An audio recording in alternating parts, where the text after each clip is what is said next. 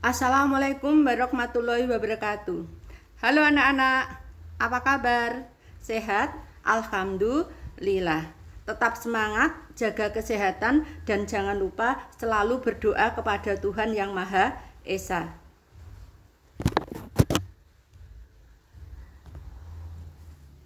Nah, anak-anak, pada pertemuan kali ini saya akan mendampingi kalian belajar dari rumah bab 1 teks berita. Pernah anak-anak mendengarkan berita atau membaca berita? Nah, seperti sekarang ini banyak diperbincangkan orang tentang virus corona. Apa itu virus corona, anak-anak? Nah, ciri-cirinya seperti apa? Berasal dari mana?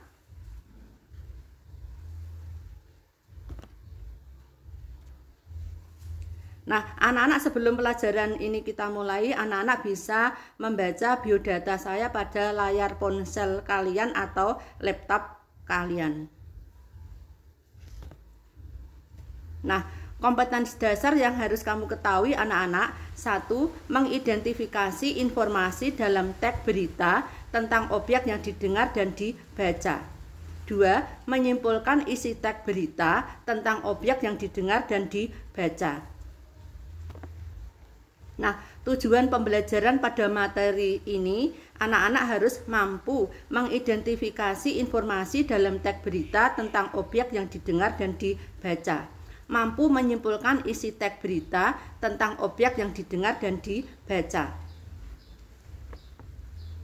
Nah, jadi anak-anak, teks berita adalah suatu teks yang berisikan informasi mengenai suatu hal atau kejadian yang terjadi dan masih diperbincangkan oleh banyak orang. Teks berita biasanya anak-anak disiarkan melalui media elektronik atau media cetak. Nah, tujuan membaca teks berita, tujuannya adalah anak-anak dapat memperoleh informasi mengenai suatu hal yang dapat menambah wawasan sehingga kita dapat berpikir secara kreatif, efektif, dan kritis terhadap suatu masalah. Nah, unsur-unsur berita yang harus anak-anak ketahui: pertama, what, apa; who, siapa; where, di mana; when, kapan; why, mengapa; how, bagaimana. Nah, anak-anak, berita disusun berdasarkan unsur-unsur pokoknya. Unsur tersebut dapat dipahami dengan mengajukan 6 pertanyaan. 1. What, apa peristiwa yang terjadi? 2.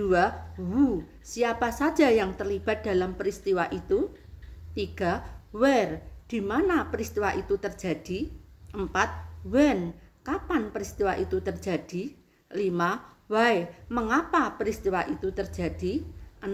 How, bagaimana peristiwa itu bisa terjadi. Nah, meringkas berita. Tentu anak-anak pernah meringkas berita atau meringkas teks.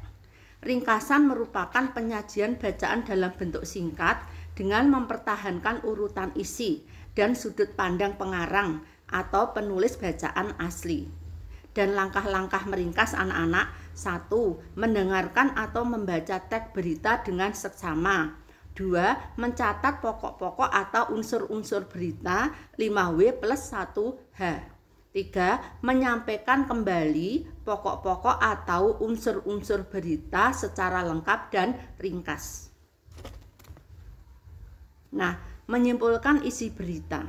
Simpulan adalah kata-kata akhir dari suatu uraian anak-anak. Simpulan berita harus memuat unsur-unsur berita dengan rumusan lebih singkat.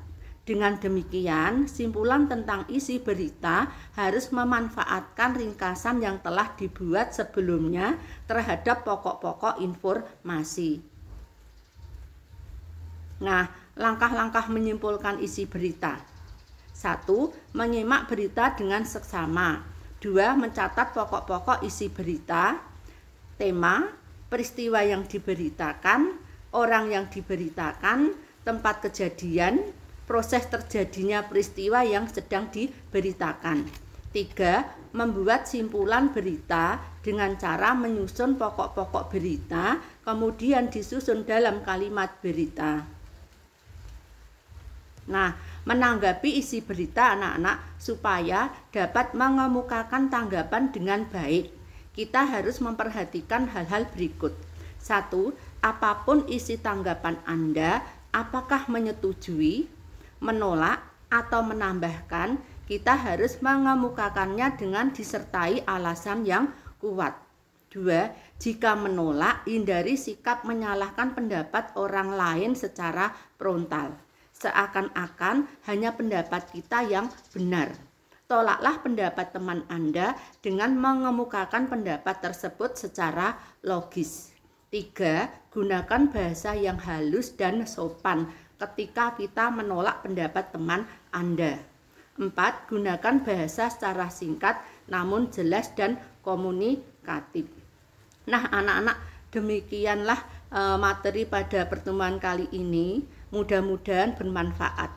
Untuk lebih jelasnya, anak-anak bisa belajar dari rumah dengan buku-buku yang sudah diberikan dari sekolah. Untuk contoh-contoh teks berita, anak-anak bisa mencari di media elektronik, internet, atau televisi, atau bisa lewat media cetak koran. Nah, kita akan ketemu lagi pada pembelajaran berikutnya. Nah, tetap semangat anak-anak, jaga kesehatan, dan jangan lupa selalu berdoa kepada Tuhan Yang Maha Esa. Wassalamualaikum warahmatullahi wabarakatuh. Sekian dan terima kasih.